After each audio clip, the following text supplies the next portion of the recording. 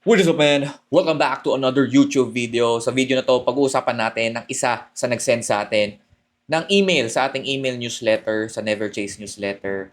At humihingi siya ng advice. Malamang nakita mo na yung title ng video na to at alam mo na kung tungkol saan ba o tungkol saan yung naging situation ng lalaking to.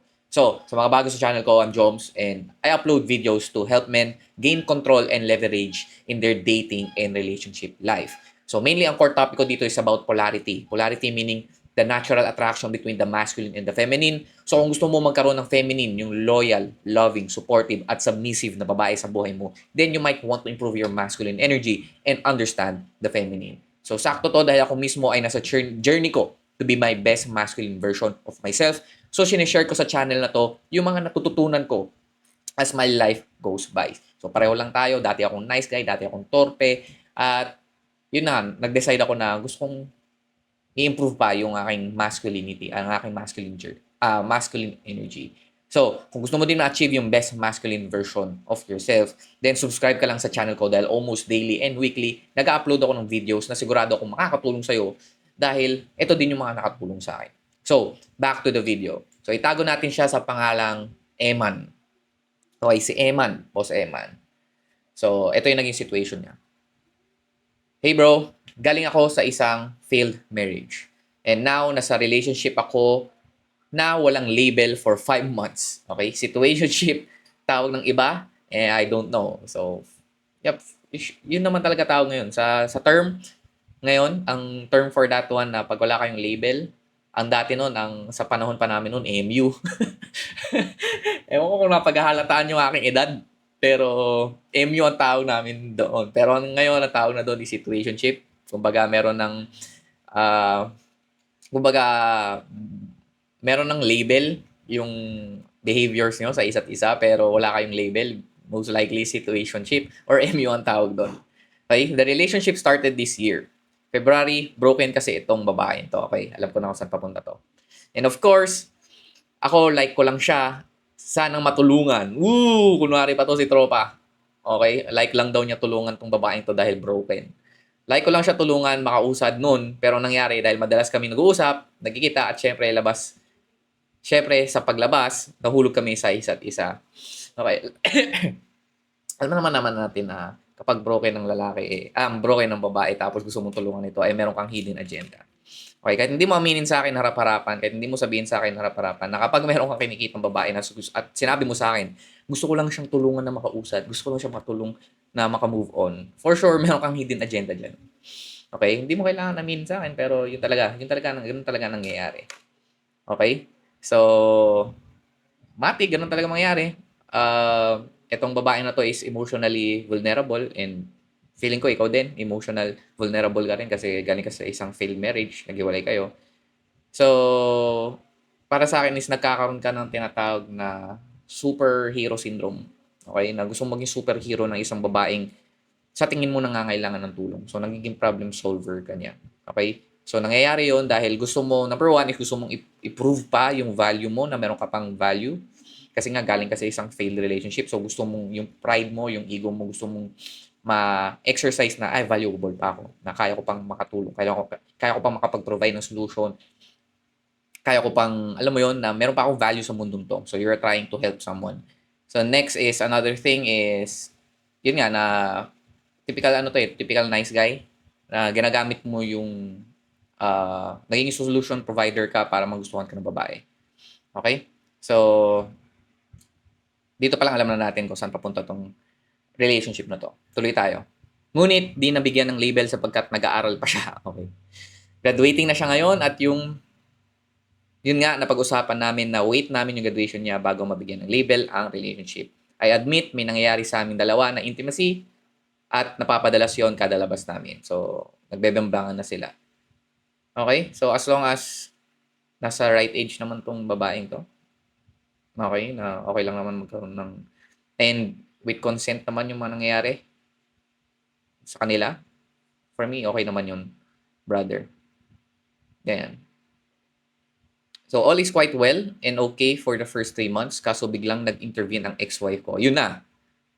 O, ito na yung drama, pre. Parang teleserye. Nag-interview ng ex-wife ko na gusto niyang makausap ko, no, itong bago kong kasama. Well, maybe because natakot siya at nangihinayang sa akin, kaya chinat niya itong babae at nais daw ako ipaglaban ng ex-wife ko. Ngunit mas naig pa rin ang pinili ko itong student. Okay. So para sa akin, kung ganito ginagawa ng ex-wife mo at pinili mo pa rin ang isang babaeng hindi willing magbigay ng commitment, okay, hindi willing na pagandahin ang buhay mo, hindi willing mag-submit sa'yo, hindi willing maging loyal, maging loving, submissive, and supportive sa'yo, ang tanging binibigay lang niya sa'yo ay pussy, then nasisiraan ka na ng ulo. Okay? Pag pipili kayo ng babae, make sure ang pipiliin yung babae is yung mag-amplify o magmumultiply ng buhay nyo. Okay? At piliin nyo yung babaeng pinipili din kayo. Pinipili na mag-commit sa'yo, pinipili na maging loyal sa'yo, pinipili ka as her leader. So, kung itong ex-wife mo ay pinaglalaban ng inyong relationship, para sa akin, pinakamagandang desisyon na nabigyan ito ng chance ulit. Lalo na at committed ka. Eto, kasal kayo eh. Committed ka. Okay? Committed ka, Eman.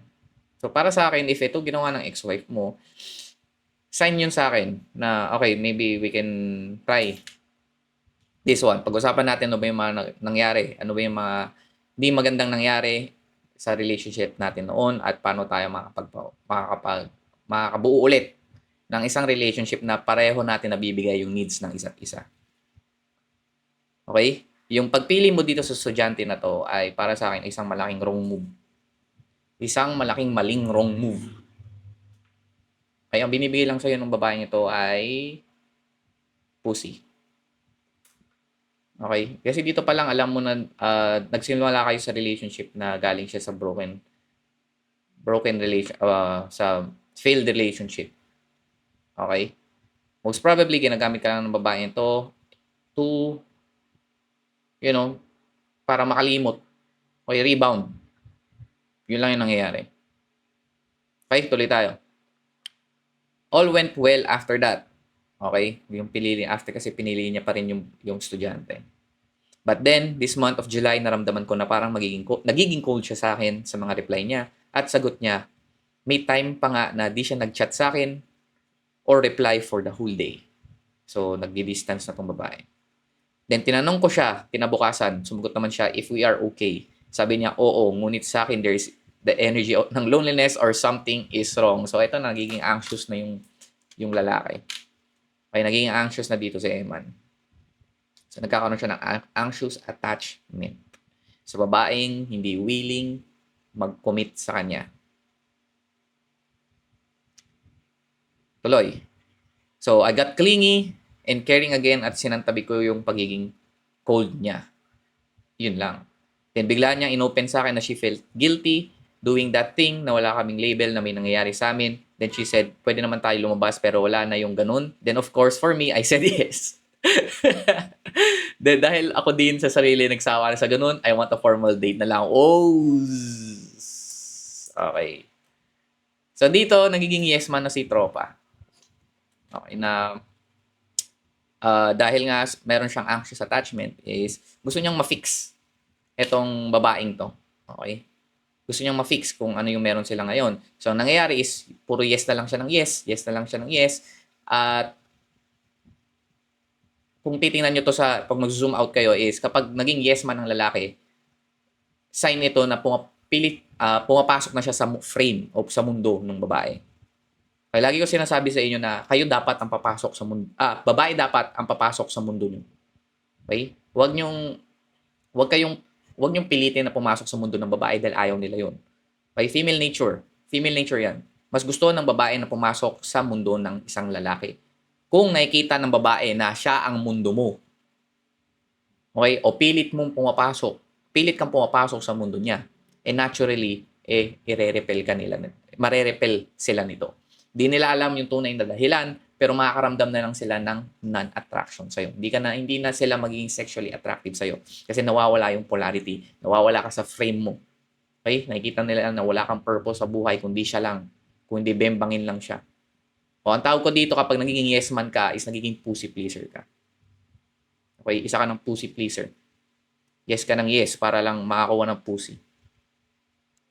Okay, lahat ng, kumbaga, nag-agree ka lahat sa terms niya, nag-agree ka lahat sa rules niya. Okay? When it comes to dating, I want you to date on your own terms. Ibig sabihin, sa own terms nyo. Okay? Magkakaroon lang siya ng say sa rules. Okay? Pwede lang siyang, kumbaga, pwede lang siyang mag-object o mag-negotiate sa terms o rules mo kapag in a relationship na kayo. Okay? Doon lang siya nabibigyan ng privilege na makipag-negotiate doon sa terms mo na binibigay mo. If this girl ay nagpapakita na ng loyalty, ng submissiveness, okay? Willing siya mag-commit sa'yo, nag-girlfriend mo na siya, na willing siyang umalis sa sexual marketplace or sa dating marketplace para lang mag-commit sa'yo. Okay? Kapag girlfriend mo na siya, okay, may label na kayo, then doon lang siya mabibigyan ng girlfriend privilege na kaya niyang mag-negotiate sa terms na or sa rules inside the relationship. Kasi relationship, ano na yan, dalawa na kayo eh. Pero kapag nasa dating kayo, wala kayong label, you should date on your own terms. Okay? Hindi pwedeng babaguhin mo yung terms mo para lang makakuha ng pussy. Kaya nagiging pussy pleaser ka na. Okay? Tuloy tayo. But then after that talk, she went silent and cold. Tapos ito na, naging anxious ako na baka may iba na siyang nakakausap dahil madalas siya noon sa online games. May nakakasama siyang mga lalaki na tropa niya at may mga jowa naman. And ayun, nagselos ako. Pinagbintangan ko siya. Man, come on, man. Wala kayong label, bro. Then sabi niya sa akin, ganyan ba tingin mo sa akin? Wala ako. Then sabi niya sa akin, ganyan ba tingin mo sa akin? Wala ka tiwala. Sumala lang ako, fully trusted ako sa nangyayari sa'yo na married ka at hiwalay. Okay. So nakita niyo dito, female nature. Lupit talaga ng female nature. Ang mga babae, sobrang lupit mang gaslight. Ay babalik ta rin at babalik ta rin nila sa iyo. Ay pag kinall out mo, sila is itatry nila ayaw nilang, okay, female nature, ayaw nilang, meron silang tinatawag na self-preservation. Okay, pinapreserve nila yung sarili nila. So, ibig sabihin lang noon, ayaw nilang magkaroon ng bad image sa paningin ng lalaki. Oop, wala tayong ilaw, low battery. Kunin natin tong isa.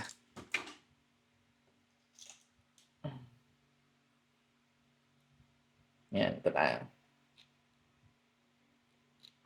Wala lang tayong background light. Meron lang tayong technical difficulties. Yan. So, ulit tayo. Okay, ang mga babae, female nature 101. Female nature 101. Ang mga babae merong self-preservation. Okay, ibig sabihin, gusto nilang i-preserve ang kanilang image sa paningin ng mga lalaki.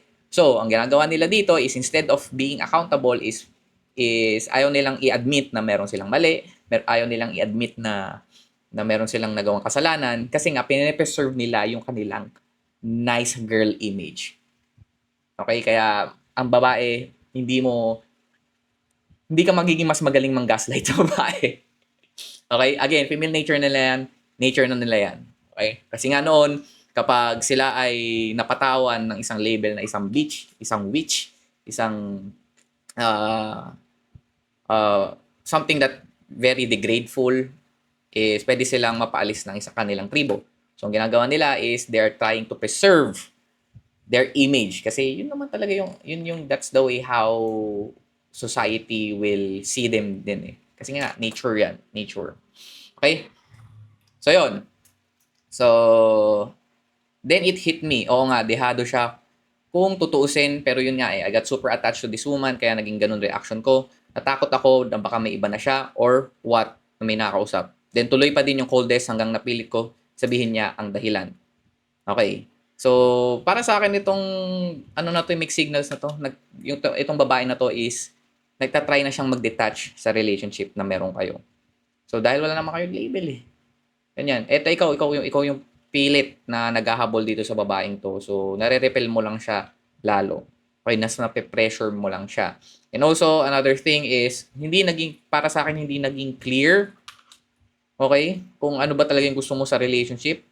So, when it comes to dating, ito bigyan ko kayo ng tip, when it comes to dating, kailangan alam mo kung bakit ka nag-pursue ng isang babae. Okay, kung gusto mo puro short term lang, puro bembangan lang, then clear dapat sa'yo yun na yun yung gusto mo sa isang babae. Kung gusto mo girlfriend, clear dapat sa'yo na yun yung ipupursue mo kapag magpupursue ka ng isang babae.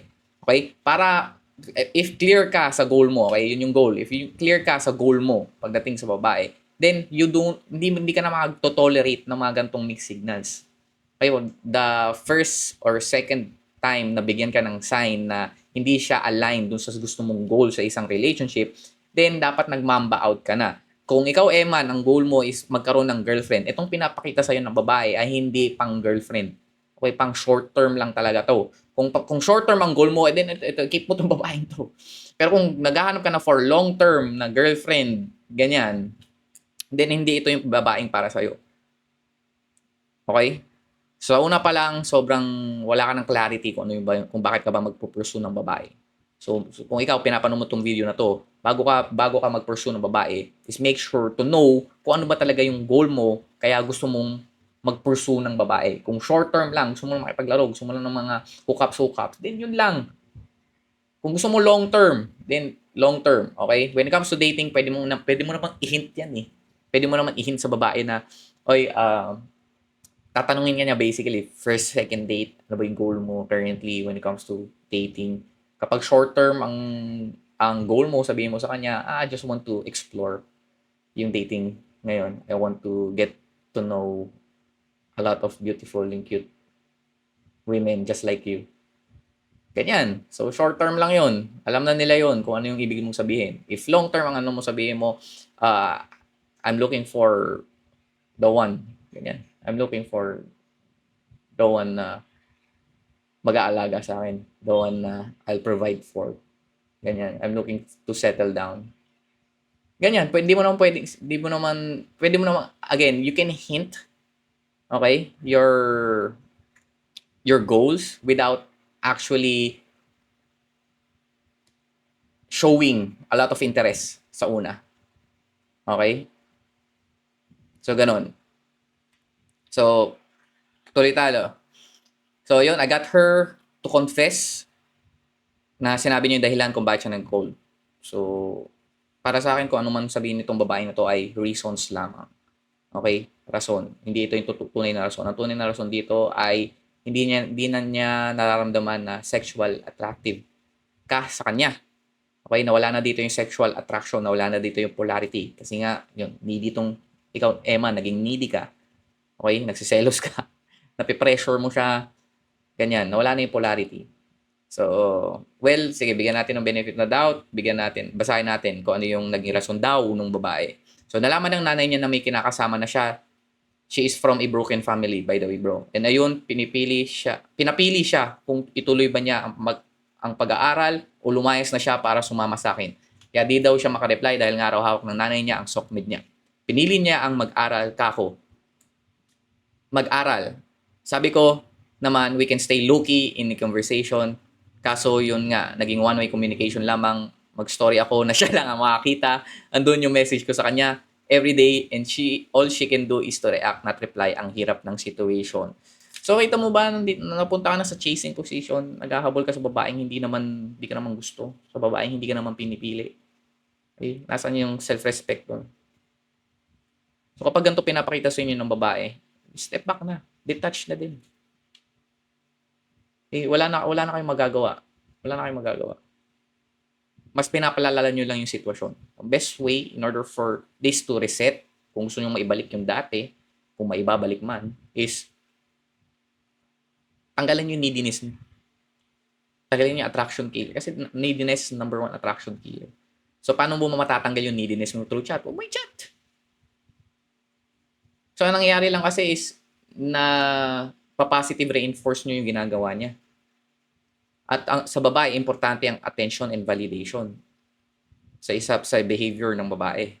The more na binibigyan mo siya ng attention and validation, kumbaga what gets rewarded, kasi reward nila yan eh. Reward nila ang attention. Reward nila ang validation. It's easy to reward the feminine. Just give them attention and validation. Sa masculine, just give them, sa atin, appreciation and support. Sa babae, it's attention and validation. Sa feminine. So, the more na binibigyan mo silang attention and validation, nare-reward lang yung kanilang behavior. So, nire-reward mo yung behavior nila na nagiging cold sila sa'yo. So, yung pagiging cold niya sa'yo, yung hindi niya pag-reply sa'yo, is nire-rewardan mo. So, nire-reinforce mo lang positively yung ganung behavior. So, gagawin at gagawin lang niya yun sa'yo. Okay? So, tuloy tayo. And now, ito mas nalimitahan pa ako dahil we only have 5 minutes each day to talk to each other na lang. Pero request niya, alisin yung sweetness. Like, parang magtropa na lang daw kami, dapat mag-usap. So, ito, nape-friendzone na si tropa. It's a very clear sign na wala na yung attraction, wala na yung sexual attraction, kasi nga, sobrang needy ni tropa. Okay? Sobrang needy mo man. So, hirap ako sundin, but I did. Ito na naman. Pilit siyang pumapasok sa mundo ng babae. Nagiging yes man siya. Pussy pleaser.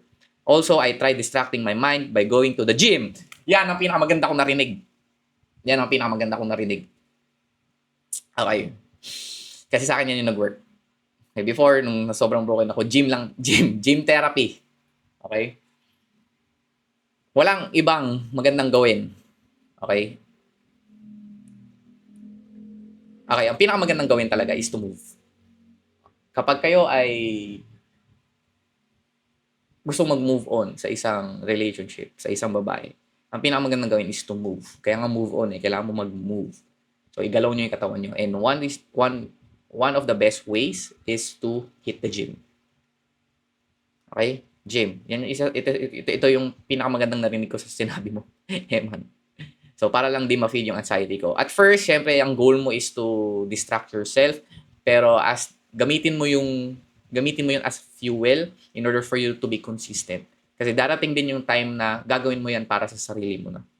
Okay? In which yun naman talaga dapat ang goal ng personal improvement. Gagawin mo yun in order for you to improve yourself. Hindi para sa iba. Hindi para makalimot. Okay? Gagawin mo yun dahil meron kang goal to be the best masculine version of yourself. So, gamitin mo yan as fuel, itong nangyayari sa'yo, as fuel, as momentum builder. Okay? Pero sana dumating ka sa point na gagawin mo yung pag-gym, gagawin mo yung pag-exercise dahil gusto mong ma-achieve yung best masculine version of yourself. Okay? Na gusto mong improve yung sarili mo, hindi para sa babae, hindi para sa kahit kanino, kundi para sa sarili mo at para sa Diyos. Okay? Para maging proud ka sa sarili mo at maging proud sa iyo ang Diyos. Okay? At ayun, then one night, as we nag-video call kami, nakikita ko na naiiyak siya. Hindi siya umiyak, naiiyak lang siya. Nung tinanong ko siya, ayaw niya sabihin. At first, but sinabi niya rin naman, nakita mo noon ng mama niya at nalaman na may nangyayari sa amin, kahit na walang label. What hurts her is yung sinabi ng mama niya na madumi siyang babae at wala akong maduming anak. Lumayas ka na lang kung gusto mong sumama sa lalaking yan. Like na hindi ko maintindihan to. So, ang ginawa niya is, para makabawi sa mama niya, kesa para makabawi daw siya sa mama niya, ay lumayas na lang siya.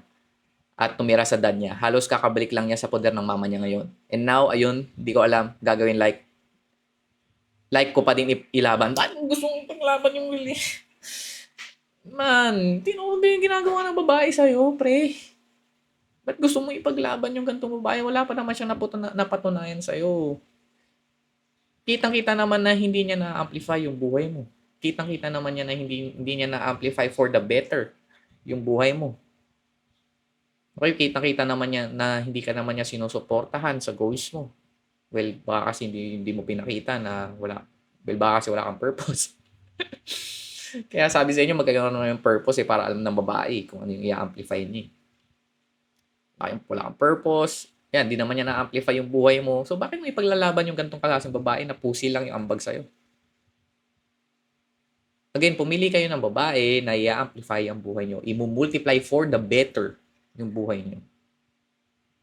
Kasi ang nakikita ko lang dito is nagiging emotionally dependent ka lang sa babaeng to.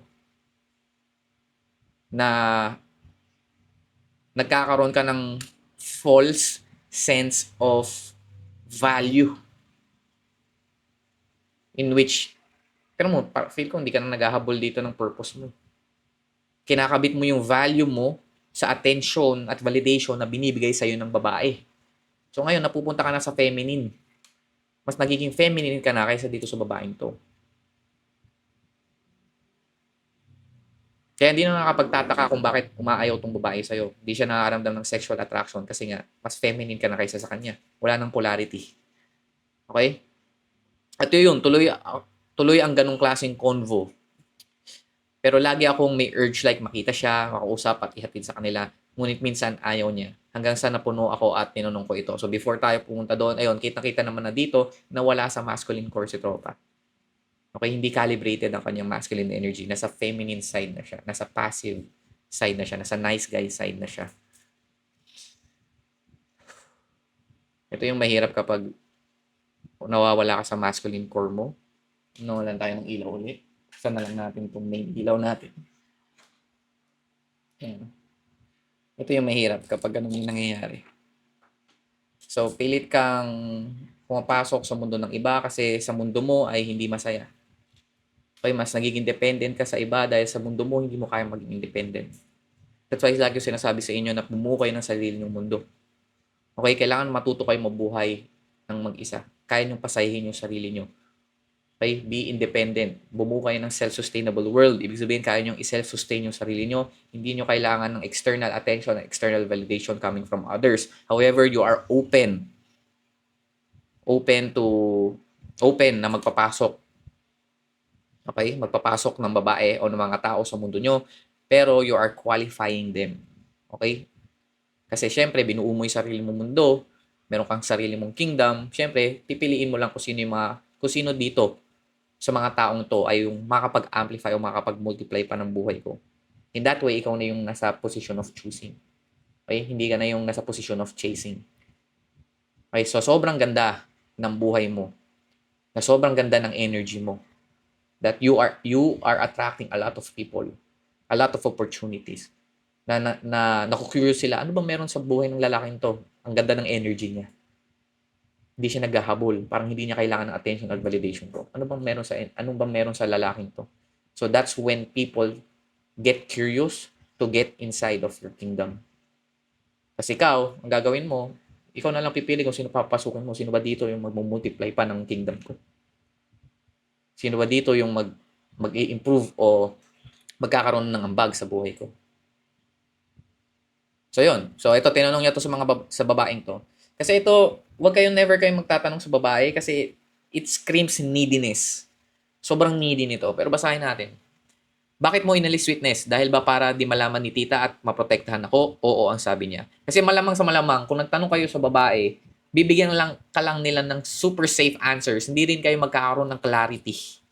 Okay, mas okay pang tanungin mo ko, tanungin mo yung mga tropa mo, ng lalaki, tropa mong lalaki. Okay, bibigyan ka nila ng malaking sampal. Okay? Kasi sa mga lalaki ka lang makakarinig ng mga bagay na dapat mong marinig talaga. Sa mga babae, bibigyan ka lang nila ng mga sagot na sugar-coated at sobrang broad. Okay? Para maprotektahan nga yung image nila. So, tingnan mo. Ito lang naman eh. So, tingnan mo, after nitong nagtanong ka, hindi mo pa rin maintindihan kung bakit. Number 2, kaya ba lumayo at cold ka sa akin?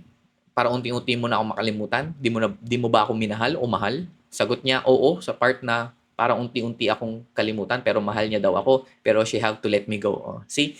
Kita niyo yung sugar coating na nangyayari. Ano ba problema sa akin? Ang tanong ko. Okay, balik tayo doon. Di ba yung sabi niya, mahal daw niya ako pero kita naman sa behaviors ng babae na hindi. Sugar coating lang to eh. Ang mahirap kasi kapag bulag sa pag-ibig, eh, nakikita lang natin yung statement na mahal, mahal. And then, tinatapon na natin yung iba. So, if you are a guy that, na, eto, na nakikita mo yung mga bagay sa gantong lens, eh, makikita mo agad yung mga bullshit ng mga babae. Okay? Ano ba problema sa akin? Ang tanong ko. Sabi niya, wala sa yung problema, nasa akin at sa family ko. And ayun, we even kiss and hug each other and I said, I love you to each other after that. Ano na mixed signals, bro? Then ayun, tuloy ang pag-story ko ng message ko sa kanya at react lang siya if receive na niya. But then kahapon, nag-message na lang ako sa kanya, take care, at di na ako nag-story at chat sa kanya since I'm trying to no contact rule. Okay, second thing na magandang narinig ko sa sinabi mo, Eman, nag-start ka na ng no contact rule. Ito naman talaga dapat mong gawin nung una pa lang. Nag-detach ka na dapat dito. Okay. So, basically ito lang. Bibigyan ko lang ng tips about this one kung ano ba talaga yung pinaka naging mali dito. is number one is pareho silang nasa emotional vulnerable state. Siya galing siya sa isang failed marriage, galing sa hiwalay. Itong babae na to, ganun din, galing sa hiwalay. So most likely, maghahanap lang sila, human nature, maghahanap lang sila ng partner to prove that they are still valuable sa dating marketplace. So maging rebound lang nila yung isa't isa. Okay? Naging emotional escape lang. Ito. So kapag ganito, is umiwas kayo sa mga gantong babae na galing sa breakup kasi emotionally unstable yung mga gantong babae. Humanap kayo ng babae na ready to commit. Yung mga naka-move on na at naghahanap na talaga ng someone. Doon kayo. If ang plano is long term. Okay, humanap kayo ng loyal, loving na girlfriend. Humanap kayo ng babae na ready. Huwag kayong magpaka-superman na, huwag kayong magpaano yun, bantay sa lakay, yung may hidden agenda na dahil lang sa broken, kunwari, i-comfort mo, pero meron ka naman palang ibang agenda. Usually, gano'n naman talaga nangyayari. Huwag kayong ganun. Huwag kayong ganun. So, next is lack of clarity. So, itong lalaking to is hindi clear talaga sa kanya. Hindi naging clear kung ano ba yung goal niya when it comes to relationship. Hindi clear sa kanya kung bakit niya nagpo-pursue. Bakit siya nagpo-pursue ng babae. So, kung ikaw, you need to be clear kung bakit ka magpo-pursue ng babae before you interact with women. I want you to be clear kung ano ba yung goal mo when it comes to relationships. Para with that one, mas madali na sa'yo makapag-decide kung ano yung mga decisions and choices na gagawin mo kasi clear ka. Kasi pag clear ka sa goal o clear ka sa direction na pupuntahan mo, mas madali na sa'yo pumili. Alin ba dito sa decision na to, sa choices na to, ang align dun sa goal ko? Okay? O, hindi na to align sa goal ko O, ito na lang choice yung gagawin. Ito yung decision ko. So, in that way, is mas madali mo makukuha kung ano yung goal mo sa isang relationship kasi naging clear ka kung ano yung goal mo sa isang relationship. So, next is nagkaroon siya ng anxious attachment. Okay? Naging anxious siya, naging needy siya. Again, number one attraction killer is being needy. Pag naramdaman ng babae na need mo siya sa buhay mo, na kailangan mo siya, na dependent ka sa kanya para maging masaya, marerepel mo siya. Okay? Example nito is nagiging clingy ka. Example nito is kapag nagiging cold o nagiging distant ang babae is nagiging clingy ka, mas mabilis ka mag-reply, mas nagselos ka, you are accusing her on something, nagiging dependent ka sa kanya, gusto mo laging humihingi ng reassurance, ganyan, gusto mo laging siya nakakausap. So kapag ganun is nagiging needy ka. Okay? Yun yung number one reason kung bakit ka marerepel. Okay? Ng babae. Okay? Next thing is, mixed signals sa babae is tatry pa rin niyang gusto pa rin niyang ipaglaban yung relationship. So again, piliin nyo lang yung babaeng gustong pumasok sa mundo nyo. Okay? Piliin nyo yung babaeng pinipili kayo. Kapag ang babae ay nagpakita na ayaw na niya na pumasok sa mundo mo, then hindi siya yung babaeng para sa'yo. Okay? Next is, merong mga external pressures na nasabi dito. Again, nangyayari naman talaga sa buhay yan. Pero again, behaviors pa rin ng tao yung titingnan natin. Kasi doon mo makikita on how can they regulate their nervous system, if meron ba silang sariling independence. Ganyan, dito sa pinakita natin dito is, dependent pa nga yung babae dito sa pamilya niya. So, alam mo na ngayon na wag kang papasok sa isang long-term relationship sa isang babaeng dependent pa sa pamilya niya kasi merong say pa rin ang pamilya niya sa magiging relasyon niyo. Okay. So, yun. So, ang core diagnosis ko dito is combination siya ng mga maraming factors pero ang pinaka nag-ano dito is number one is nagkaroon siya ng superhero syndrome, yung gusto niyang maging solution provider, maging rescuer ng babae. Kasi nga, yun nga. Next is lack of clarity. Pareho silang nasa complicated situation. So, family, and ito, parehong sa family. Yan. Ganun lang naman. So, for me, Eman, kung pinapanood mo tong video na to, sobrang haba na tong video na to, is detach ka na dito sa babaeng to. And try to reconcile, try to reconnect with your ex-wife. Kasi kung ang wife mo ay gumagawa ng ganung move, Then, para sa akin, may window pa to on something. Okay? So, make sure na gawin mo na yung tama. Okay? Be in your masculine core. Be in your masculine energy when it comes to leading in your relationship. So, kung gusto mong matutunan on how to be more masculine, on how to start your journey para maging best masculine version of yourself, then panoorin mo, subscribe ka dito sa channel ko. Then, if you want to know more about sa tinuturo kong diskarte pagdating sa mga babae, you can join my email newsletter for free kung saan nagbibigay ako ng daily advice that will help you gain leverage and control on your dating and relationship. So kung gusto nyo rin ng advice katulad nito na binigay ko kay Eman, then subscribe ka lang sa email newsletter ko. Pagka-subscribe mo doon, ilalagay mo lang doon yung email mo, tapos magsisend ako sa'yo ng welcome email. Doon sa welcome email, pwede ka doon mag-reply kung ano yung situation mo ngayon at bibigyan kita ng advice. So kung palagi ka nababasa, friendzone, nare-reject ka, natotorpe, at gusto mo na maging best masculine version mo, check mo yung link sa description or sa bio ko, libre lang yan. And I'll see you on the next video. Let's go.